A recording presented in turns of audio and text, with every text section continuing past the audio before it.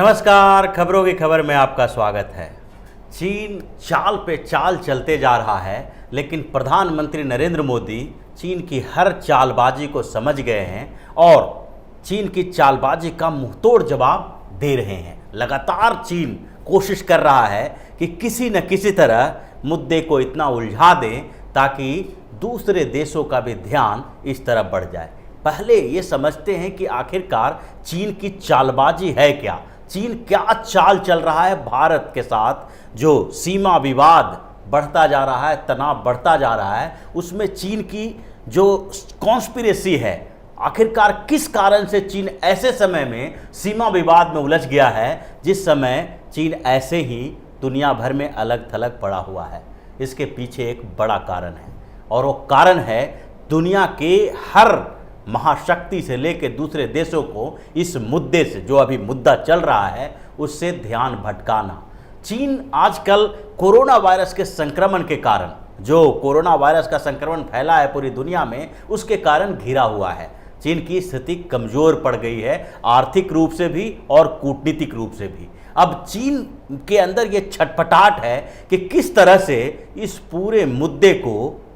पर से ध्यान भटका दें, पूरी दुनिया का जो ध्यान इस मुद्दे से हट के कहीं और चला जाए। और उसके लिए एक सबसे बड़ा मुद्दा होता है एशिया में अशांत माहौल पैदा करना। यानी कि जब भारत और चीन के बीच सीमा विवाद बढ़ेगा और पाकिस्तान पीओके में अपनी गतिविधि तेज करेगा, पाकिस्तान और भारत के बीच तनाव बढ़ेगा, तो वैसी स्थिति में हंगामा खड़ा हो जाएगा। दूसरे देश जो हैं, महाशक्ति सबसे पहले इस पर सतर्क हो जाते हैं और यूएन में ये मामला उठने लगेगा ताकि एशिया में शांति बहाल करने के लिए जो 3 बड़े देश हैं और उसमें से भी 3 परमाणु संपन्न देश, भारत, चीन और पाकिस्तान, इसके बीच का तनाव किसी भी स्तर पर सही नहीं है, ठीक नहीं है। पूरे एशिया में अशांत स्थिति पैदा हो जाएगी और इसके लिए चीन इसी कॉन्स्पिरेसी के तहत ये मुद्दे को इस तरह से विवादित बनाना चाहता है ताकि कहीं न कहीं दूसरे देश जो हैं और यूएन तक इस मुद्दे में शामिल हो जाए। हर जगह से ये बयान आए कि भारत और चीन अपने सीमा विवाद को शांति से बातचीत के आधार पर ही ठीक करे, उसको सुलझाए। इसके लिए किसी तरफ से झड़प की ज़रूरत नहीं है और चीन की इस चालबाजी को प्रधानमंत्री नरेंद्र मोदी अच्छी तरह से समझ रहे हैं। वो समझ रहे हैं कि अगर चीन इन मुद्दों में उलझाए रहेगा तो दूसरे स्तर पर वो भारत को, जिस तरह से भारत को वो कहीं न कहीं से कमज़ोर करने की कोशिश करते रहता है, वो उसकी जीत होगी। और इसीलिए प्रधानमंत्री नरेंद्र मोदी ने 2 तरह से चीन को घेरने की अपनी रणनीति जो थी उस पर काम करते रहना जारी रखा है और इस बीच उस पर काम और तेज़ी से चलने लगा है। 2 तरह की रणनीति जो भारत की रही है चीन को अलग थलग करने की, वो है पहला आर्थिक स्तर पर और दूसरा कूटनीतिक स्तर पर।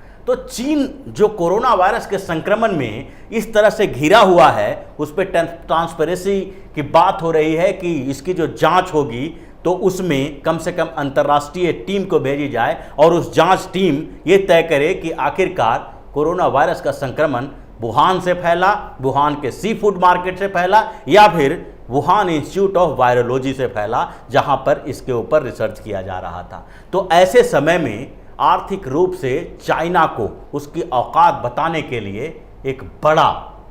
मुद्दा सामने आया है और इसलिए भारत ने भी इस मुद्दे का फ़ायदा उठाने की कोशिश की है और ये फ़ायदा उठाना भी चाहिए, क्योंकि चीन हमेशा भारत को दबाने की कोशिश में रहा है। पाकिस्तान और चीन का गठजोड़ और उसके साथ साथ भारत के आसपास के देशों के ऊपर कम से कम एक प्रेशर बना के भारत को अलग करने की कोशिश हमेशा चीन करता रहा है। तो इस बीच भारत ने उसी नीति पर आगे बढ़ना शुरू किया और आर्थिक तौर पर चीन को पंगु बनाने की जो रणनीति थी उस पर काम आगे बढ़ गया है। जापान, जो चीन में एक बड़ा निवेशक माना जाता है, जापान ने अपनी कंपनियों को चीन से बाहर निकलने के लिए बड़ा पैकेज ऐलान किया है और जापान के इस जो पैकेज का घोषणा के साथ साथ चीन में जो जापान की कंपनियां हैं उसने वहां से निकलने का रास्ता ढूंढना शुरू कर दिया है और वो कंपनियां दूसरे जगह पर जब एशिया में ढूंढेगी तो उसके लिए सबसे बढ़िया डेस्टिनेशन जो है वो भारत ही है। तो ये जो जापान के साथ साथ अमेरिका के साथ भी भारत के इस बीच अच्छे संबंध रहे और बहुत अच्छे संबंध रहे। डोनाल्ड ट्रंप और प्रधानमंत्री नरेंद्र मोदी के बीच के संबंध पहले से काफ़ी अच्छे हैं। तो इस बीच अमेरिका और भारत की इस जोड़ी ने चाइना के ऊपर काफ़ी प्रेशर बनाया है। अमेरिका ने 2-3 तरह से चाइना को आर्थिक गतिविधियों को कंट्रोल करने की कोशिश की है। उसमें सबसे पहले वहाँ टैरिफ, वहाँ के सामानों के आयात पर टैरिफ बढ़ाने की बात ट्रंप ने की, और उसके साथ साथ अभी कुछ समय पहले एक बड़ा जो बिल पास हुआ है अमेरिका में, और उस बिल में ये कहा गया है कि चीन की कंपनियों को, जो चीन की कंपनियां अमेरिका के शेयर मार्केट में लिस्टेड है, उसमें से उसको वहां से अनलिस्ट कर दिया जाए, वहां शेयर मार्केट से अलग कर दिया जाए। और ये एक बहुत बड़ा धक्का चीन के लिए है, क्योंकि 800 कंपनियां, चीनी कंपनियां हैं जो वहाँ पर अमेरिका के शेयर मार्केट में लिस्टेड है। और इन 800 कंपनियों का जो वहाँ पर शेयर मार्केट में लिस्टेड है, तो उससे उसको इन्वेस्टमेंट मिलता है, वहाँ पर लोग उसके शेयर खरीदते हैं, जिससे इन चीनी कंपनियों को फ़ायदा होता है, आर्थिक फ़ायदा होता है। और इससे चीन में खलबलाहट मच गई है, एक खलबली मच गई है कि आखिरकार जब इन कंपनियों को वहाँ के शेयर मार्केट से आउट कर दिया जाएगा, तो उसके बाद चीन की जो ये कंपनियां हैं इन्वेस्टमेंट के लिए किधर का मुंह देखेगी। तो ये एक बड़ा फैसला रहा अमेरिका का, जो अभी इम्प्लीमेंट होने में टाइम लगेगा, लेकिन एक तरह से सीनेट में बिल पास हो चुका है, आगे की प्रक्रिया इस पर जारी है। तो इस जो पूरा माहौल आर्थिक रूप से चीन को कमज़ोर करने का बना है, उसमें भारत की भी एक अहम भूमिका रही है। और ऑस्ट्रेलिया और भारत के बीच जो बढ़ते संबंध हैं, उसका भी असर चीन के ऊपर पड़ा है। चीन के ऊपर ऑस्ट्रेलिया और भारत के इस बढ़ते संबंध का असर इस तरह से पड़ा कि ऑस्ट्रेलिया ने भी चीन के ऊपर जो बात कही है कोरोना वायरस संक्रमण के बारे में, उससे चीन इतना बौखला गया कि चीन ने ऑस्ट्रेलिया पर के ऊपर प्रतिबंध लगाने की बात कह दी। और ये जो आर्थिक के साथ साथ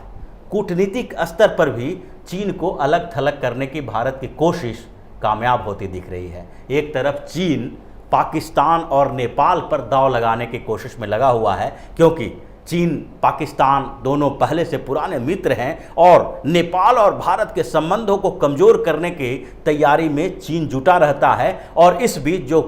चीन है, जो वहाँ की जो वामपंथी पार्टियाँ हैं नेपाल की, उसके साथ जब गठजोड़ करना शुरू किया, तो वहाँ नेपाल ने चीन भारत के साथ थोड़ा विवाद पैदा कर दिया। लेकिन उससे कुछ बड़ा अंतर होने वाला नहीं है, क्योंकि नेपाल जितना भी उड़ ले उसको घुटने के बल आना ही है। भारत के साथ दुश्मनी मोल लेके नेपाल नहीं रह सकता है। चीन से किसी भी स्तर पर कितना भी सहयोग कर ले, लेकिन भारत के साथ दुश्मनी नेपाल की नहीं निभ सकती है। उनकी सरकार केपी शर्मा ओली की गिर जाएगी, और वहाँ जो अगली सरकार आएगी, उस सरकार को भारत के सामने झुकना ही पड़ेगा। तो दूसरे स्तर पर जो नेपाल और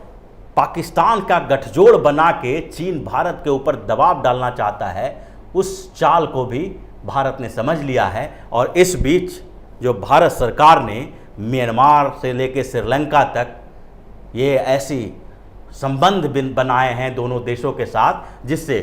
चीन के हाथ से श्रीलंका और म्यांमार दोनों फिसल चुका है, और अब भारत के साथ मजबूती से खड़ा हुआ है। दूसरे स्तर पर जो चीन का सबसे बड़ा मुद्दा रहा है, हांगकांग, ताइवान और तिब्बत, इन तीनों क्षेत्रों पर, जो 3 क्षेत्र हैं, इन तीनों क्षेत्रों पर भारत की कूटनीतिक जीत मानी जा रही है। क्योंकि हांगकांग में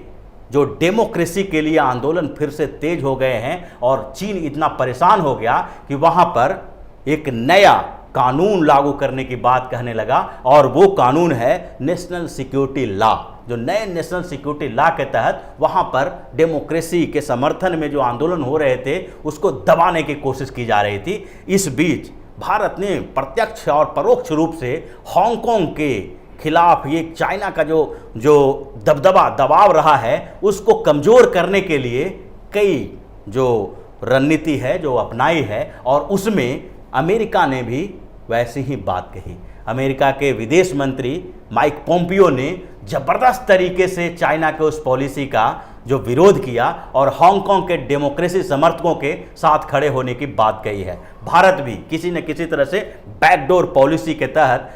जो हांगकांग में चल रहे हैं जो लोकतंत्र के समर्थन में आंदोलन, उसके साथ खड़ा है। दूसरे तरफ ताइवान के मुद्दे पर जो कुछ समय पहले से WHO से जो मुद्दा उठा, ताइवान के मुद्दे पर भी चीन को एक तरह से पटखनी खानी पड़ी, भारत के सामने झुकना पड़ा, क्योंकि भारत एक बड़ा लॉबिंग करने वाला देश अब हो गया है और इसने चीन को WHO में भी अलग थलग कर लिया। करीब 60-70 देशों का समर्थन भारत को मिला और उसके बाद जब एग्जीक्यूटिव बोर्ड के चेयरमैन के चुनाव की बात आई, जो 1 साल पहले से चल रहा था, उसका कार्यकाल इस समय निर्धारित होना था, तो उस समय भी भारत को ही जो WHO के एग्जीक्यूटिव कमेटी का चेयरमैन का पद मिला और डॉक्टर हर्षवर्धन